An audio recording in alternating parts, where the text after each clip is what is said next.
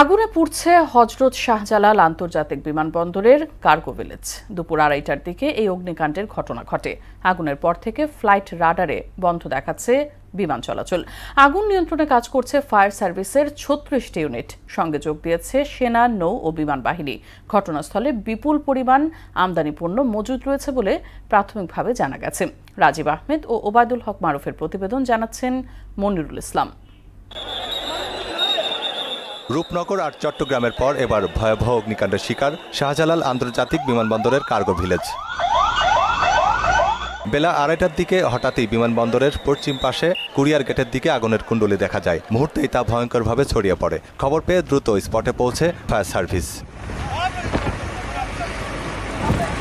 Fire সার্ভিসের নিয়ন্ত্রণ কক্ষ জানায়, প্রাথমিকভাবে 5 ইউনিট আগুন নিয়ন্ত্রণের চেষ্টা করে। পর্যায়ক্রমে 13 স্টেশনের 36টি ইউনিট এতে যোগ দেয়। আমাদের ইম্পোর্টারদের কোটি কোটি টাকা, লক্ষ লক্ষ কোটি কোটি ডলারের মাল মনে করেন এখানে পুরো ধ্বংস হয়ে গেছে। এখন আমাদের আর ইম্পোর্টারকে সান্ত্বনা দেওয়ার কিছু নেই, আমাদের সান্ত্বনা দেওয়ার কিছু নেই। কেউ এটা নিয়ন্ত্রণে নেওয়ার কোনো ব্যবস্থা করে নাই, সবাই দৌড়ে বেরোয় গেছে।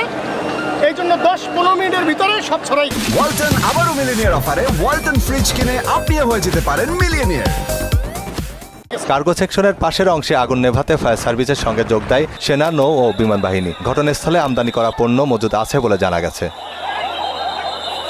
ফ্লাইট রাডারের তথ্য মতে ভয়াবহ এ আগুনের ঘটনায় সব ধরনের বিমান ওঠানামা বন্ধ রয়েছে। তবে ঢাকাগামী কিছু ফ্লাইট চট্টগ্রামের শাহ আমানত বিমানবন্দরে অবতরণ করে। আর আগুনের মধ্যেই সৌদি আরবের রিয়াদ থেকে ঢাকাগামী একটি ফ্লাইট সিলেটের ওসমানী আন্তর্জাতিক বিমানবন্দরে অবতরণ করে। পরিস্থিতি পর্যবেক্ষণে ঘটনাস্থল পরিদর্শন করেন ফায়ার সার্ভিসের মহাপরিচালক ব্রিগেডিয়ার জেনারেল জাহেদ কামাল। আগুনের ঘটনায় নিহতের খবর পাওয়া না গেলেও ফায়ার ফাইটার সহ কয়েকজন আহত হয়েছে বলে জানা গেছে। মনিরুল ইসলাম, মোহনা সংবাদ, ঢাকা।